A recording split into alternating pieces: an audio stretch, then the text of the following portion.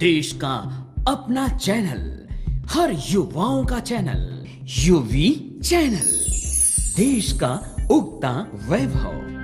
हम आज साथ हैं रामायणी परंपरा के संत श्री नवल किशोर दास जी महाराज के साथ। आप दिल्ली संत महामंडल के महामंत्री हैं दिल्ली प्रदेश के। आइए उनसे जानते हैं, धर्म पर कुछ चर्चाएं करते हैं। यूवी चैनल में आपका स्वागत है, अभिनंदन है।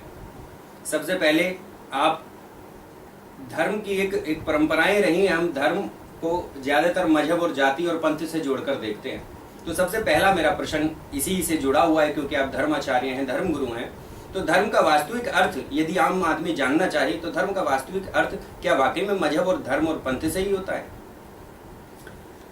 सर्वप्रथम मैं ये उदित वैभव नामक चैनल, जिसे यूवी शॉर्ट में कहा गया है, मैं उसके प्रति मंगल कामना करता हूँ। इसकी समस्त टीम को बधाई देता हूँ कि आपके माध्यम से जो आजकल मीडिया में मिलावट और दिखावट दिखाई देती है, मुझे लगता है कि एक नई छाप, नई जागृति और सच क्या है, सत्य क्या है, उसको परिभाषित करेगा। ऐसी शुभकामनाओं के साथ आपकी पूरी टीम को बहुत बहुत बधाई, शुभकामना। धन्यवाद महाराज जी। जैसा कि मेरा प्रश्न था कि धर्म से संबंधित जो मैंने प्रश्न किया था कि धर्म का वास्तविक अर्थ आज के समय में क्या समझा जाना चाहिए। एक आम आदमी को बहुत कम जानकारी होती है कि धर्म का वास्तविक अर्थ क्या होता है। अक्सर लोग मजहब, धर्म, जाति, पंथ इनसे ही लेते हैं। क्या वाकई में ऐसा ही है? देखिए बंधु, धर्म सत्यम परमम धीमहि।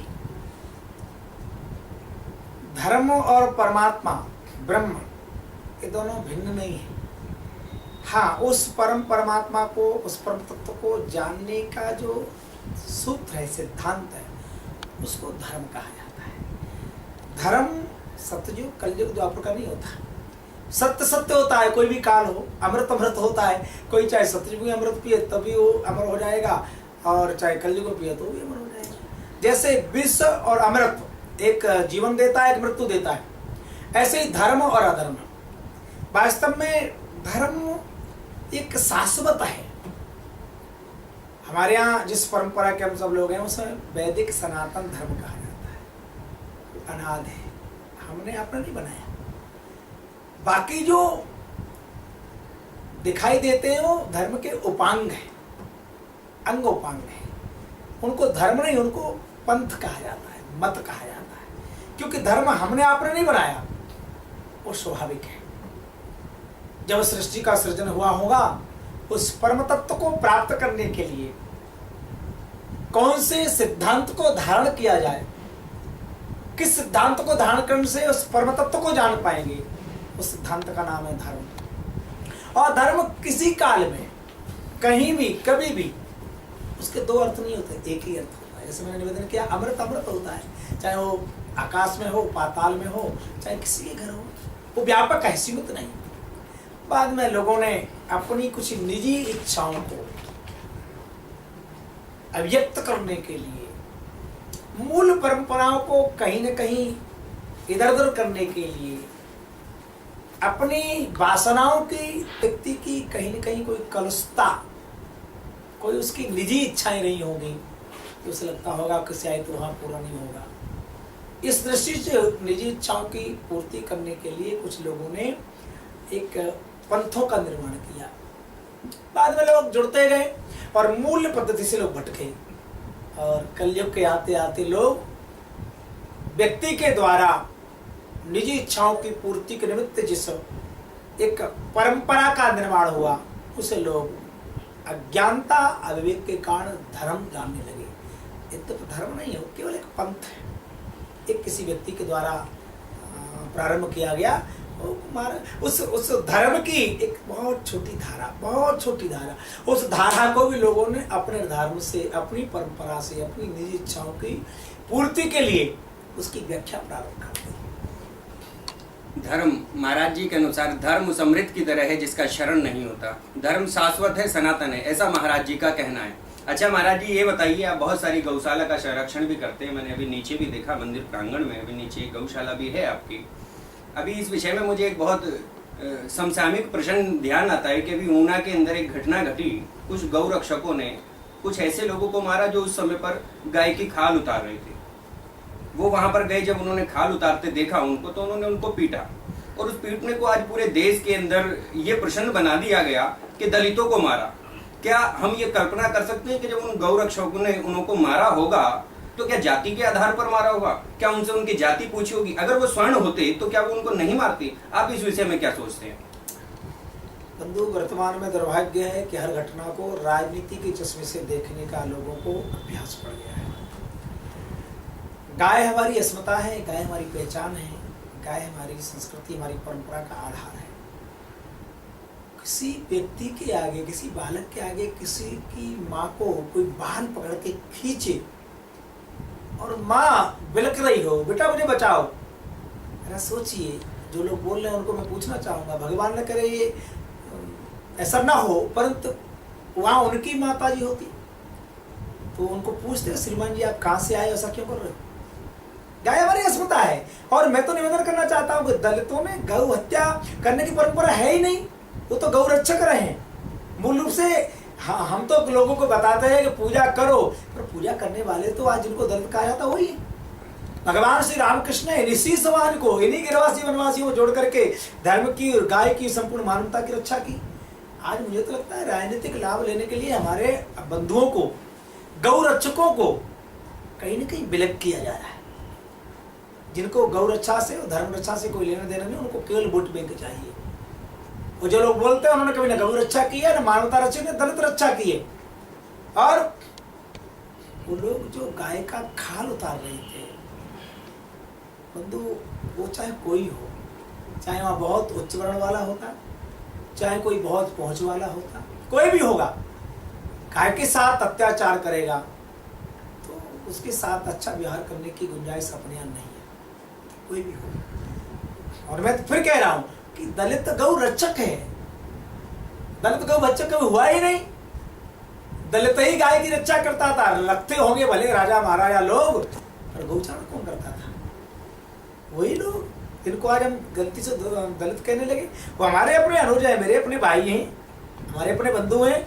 जितना धर्म से हमें लगाव है उससे ज्यादा उनको लगाव है। जितनी हम गौ की रक्षा करते हैं, सम्मान करते हैं, हमसे ज्यादा गौ का सम्मान करते हैं। किसी विधर्मी के कारण हमारे वो बालक ऐसा कृत्य करने लगे होंगे, उनको भी पश्चाताप है, परंतु मीडिया के कारण और राजनीतिक संरक्षण के कारण वो अपनी बेचारे मन की भावना नहीं कह पा रहे। इस देश का दुर्भाग्य है।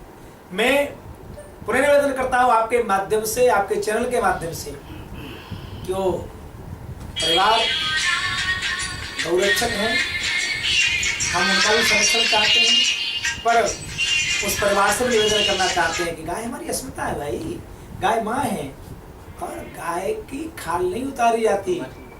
गाय के तो गोद में, माँ के गोद में छिपा जाता है, उसकी आंचल में। हम गाय का दूध पीते, रक्त नहीं पीते। इसलिए मैं अपने उन बंधुओं से भी निवेदन करूंगा कि जरा एक बार स्पष्ट आके मीडिया के सामने कहें कि वो हमारी माँ है। किन विधर्मियों के कारण उन्हें ऐसा कृत्य करना पड़ा, उसको स्पष्ट करने। जो मूल्य अपराधी लोग हैं वो पकड़े जाएं, जिनके कारण उनके साथ ऐसी घटना घट गई। और गौरक्षक होते हैं, और गाय की रक्षा करने वाला क्यों पूछेगा आप कौन है? उस समय आप केवल गौ हत्यारे हैं बस। फल बेचने वाले को पूछा नहीं जाता आप कौन कौन क्या है, तो भैया फल वाले भैया इधर आओ, कपड़े वाले भैया इधर आओ। तो उस समय वो कोई भी था, गलत कर रहे थे, उसका उनको परिणाम मिला है। हम उनसे भी कहेंगे कि वो गाय रक्षक बने, गौ के संवर्धक बने, और जो उनके साथ घटना घटी है उसका सोच लेना कि वो जो कुछ कृत्य हो रहा था उसका परिणाम उनको वहीं मिल गया। हाँ, गौ रक्षकों से मैं निवेदन जरूर करूंगा कि थोड़ा सा सजगता के साथ गौ रक्षा हमारी अस्मिता है, करेंगे, करना ही चाहिए हमको। आप देखा आपने अभी दादरी कांड हुआ था, अब कहाँ चले गए वो लोग जो पैसों को लुटा रहे थे, फ्लैट दे रहे थे, उसके घर में गाय का मांस निकला। बुला करके लखनऊ में बड़ा सम्मान किया जा रहा था गौ भक्षकों का, गौ हत्यारों का।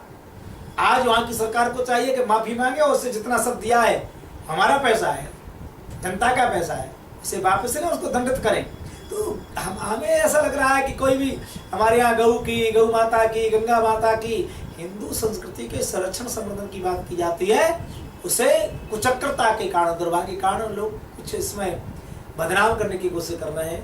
परंतु आप जैसे सजग पहरी, आप जैसे लोग वो निसंदेह ऐसे लोगों का पर्दाफाश करेंगे और समाज, क्योंकि कुछ लोगों को पेट में दर्द हो रहा है कि भारत पुनः अपने वैभव पे क्यों लौट रहा है, पुनः अपनी परंपराओं का संरक्षण और संवर्धन क्यों कर रहा है। जो नौजवान अपने धर्म को भूलता जा रहा था, वो नौजवान पुनः अपने धर्म की रक्षा के लिए खड़ा क्यों हो गया। कुछ लोगों को दर्द होगा ही, पहले भी होता था, होता रहे, परंतु हम अपने वैदिक संस्कृति, अपनी समग्र परंपराओं के मान मर्यादा और संरक्षण के लिए अपने समग्र समाज को, पूरे समाज को, चाहे कोई भी है, हर समाज को जागृत करेंगे, तटस्थ करेंगे और उसको कहेंगे कि हमें अपनी मानबंदियों की रक्षा करने का पूरा अधिकार है, पूरा दायित्व है, उसके लिए पूरा समाज इकट्ठा हो, उसमें आप सब सहायक रहें, ऐसी कामनाओं के साथ जय गौ माता। तो महाराज जी ने जैसा कि बताया, गाय हमारी संस्कृति, हमारी धर्म के आधार है, हमारी आस्था की प्रतीक है, उसकी रक्षा निस्संदेह होनी चाहिए। कुछ ऐसी गलतफहमियां रही होंगी, जो ऐसी घटनाएं देश के अंदर होने लगी हैं।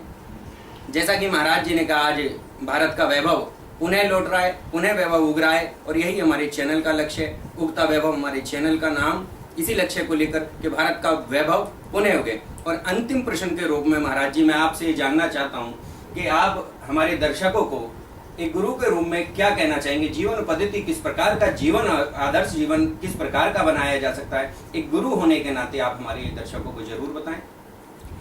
बंधु देखिए, आज हर माता पिता अपने बच्चे को शिक्षित करना चाहता है, उसका कर्तव्य भी करना चाहिए, हमें शिक्षा का ज्ञान होना चाहिए। परंतु हमारी परंपरा में शिक्षा और दीक्षा दोनों संवेग है।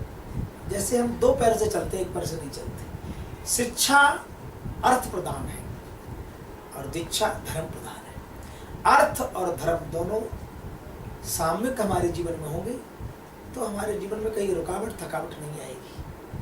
राष्ट्र के प्रति, धर्म के प्रति हमारा क्या कर्तव्य है, इसमें अनभिज्ञ नहीं रहेंगे। आज विशेष करके हमारी आने वाली पीढ़ी कहीं न कहीं इस मूल परंपरा से विलुप्त जैसी हो रही है, अलग हो रही है, उसमें दोषी हम सब हैं।